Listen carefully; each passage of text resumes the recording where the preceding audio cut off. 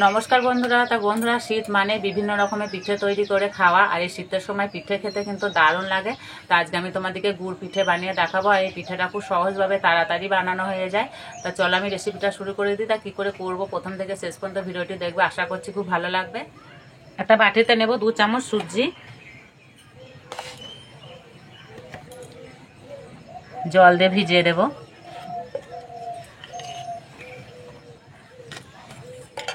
ঢাকা দিয়ে কিছুক্ষণের জন্য রেস্টে রেখে দেবো, এতে সুজিটা খুব সুন্দর ভিজে যাবে।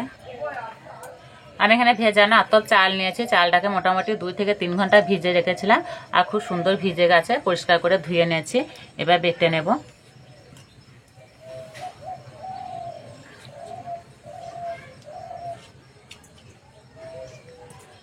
আর এটা হচ্ছে নতুন স্বর্ণ চাল, আর এই চালের পিঠেটা খেতে কিন্তু দারুণ লাগে।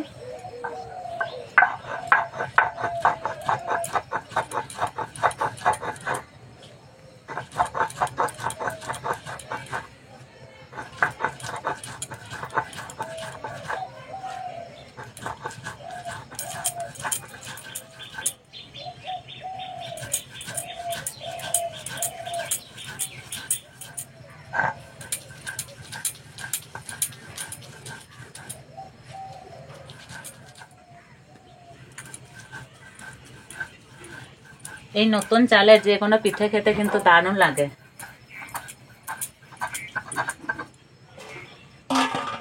এই ধানটা অঘ্রাণ মাসে ওঠে। ঠিক এইভাবে বেটে নিতে হবে, খুব মিহি করে না বাটলেও হবে।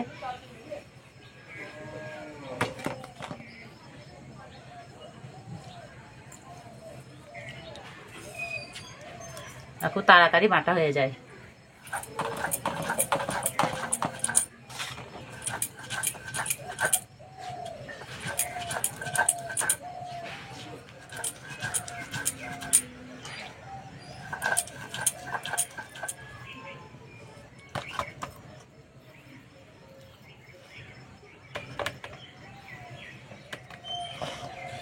বাটতে কিন্তু একদমই সময় লাগলো না, খুব তাড়াতাড়ি বাটা হয়ে গেল। এবার হাত ধুয়ে উনানটা জেলে নেব।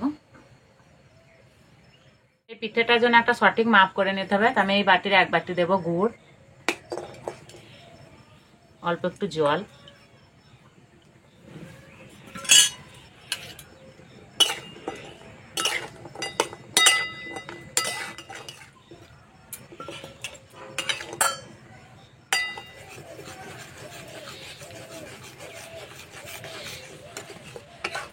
গুড় গলে গেছে, আর গুড়ে থেকে খুব সুন্দর একটা গন্ধ বেরিয়েছে। এবার নামিয়ে দেব।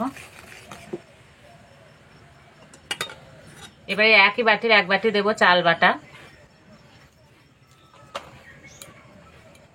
ঠিকঠাক মাপ নিলে পিঠেটা কিন্তু খুব সুন্দর তৈরি হবে। আর দেবো 1/2 বাটি ময়দা,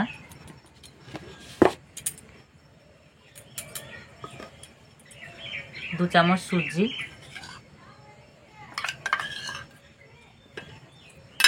অল্প একটু নুন, গোটা মৌরি। মৌরিটা মুখে পড়বে, বেশ খেতে ভালো লাগবে। ভালো করে মিশিয়ে নেব।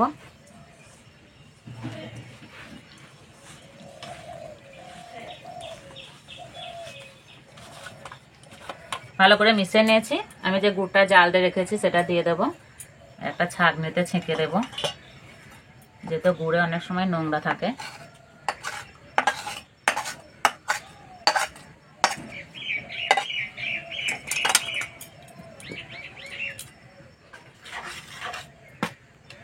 গুড়টা হালকা গরম আছে, সেই জন্য খুন্তি করে মেখে নিচ্ছে।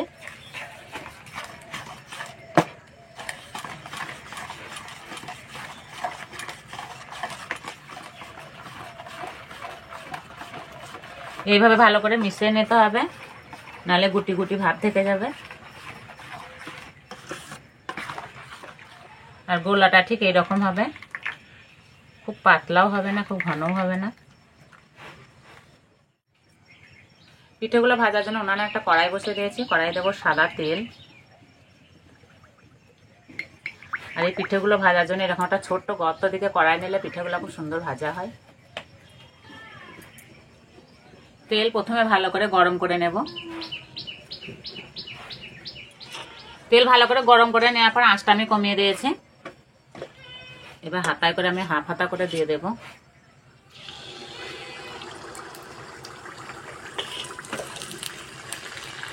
ওপর দিয়ে এইভাবে তেল দিয়ে দেবো। এই যে কত সুন্দর ফুলছে, আর প্রথম পিঠেটা খুব সুন্দর কিন্তু ফুলেছে।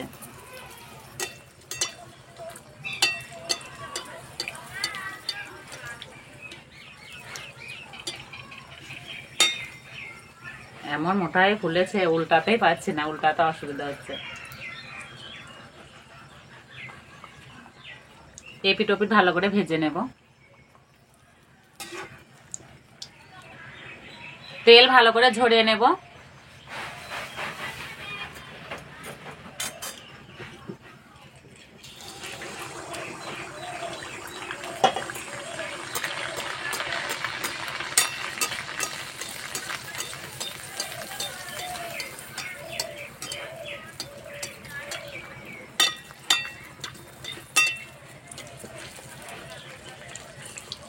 পিঠে যদি এইভাবে ফুলে তাহলে ভাজতে খুব ভালোই লাগে।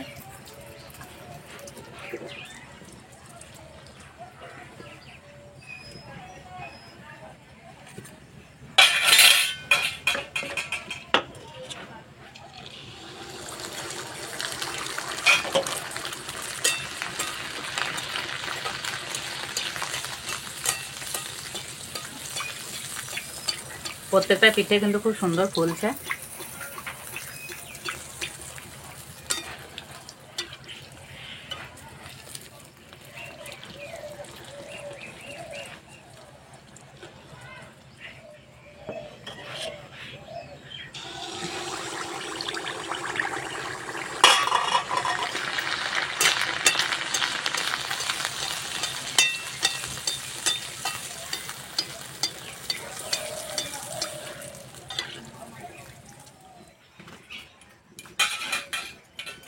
তেল খুব ভালোভাবে ঝরে গেছে, এবার একটা প্লেটে তুলে নেব।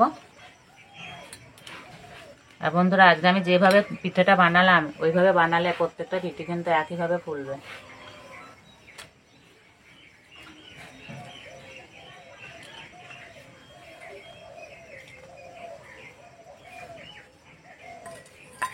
দেখতে কত সুন্দর লাগছে, দেখেই কিন্তু খেতে ইচ্ছে করবে। সঠিক মাপ সহ খুব সহজভাবে তৈরি হয়ে যায় ফুলকো ফুলকো গুড় পিঠে। আর বন্ধুরা, একদম নরম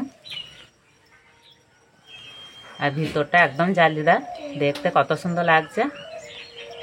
আর এই যে আমার সঙ্গে চলে এসছে অরিত্র।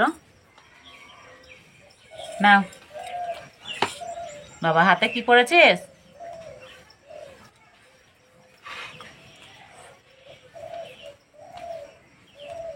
এই গরম গরম পিঠে খেতে দারুণ লাগে।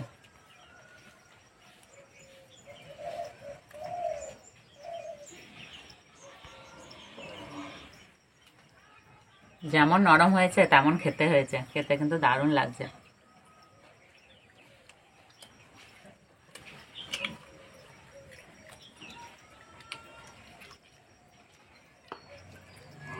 আর এই মুড়িগুলো মুখে পড়ছে, আরো ভালো লাগছে খেতে।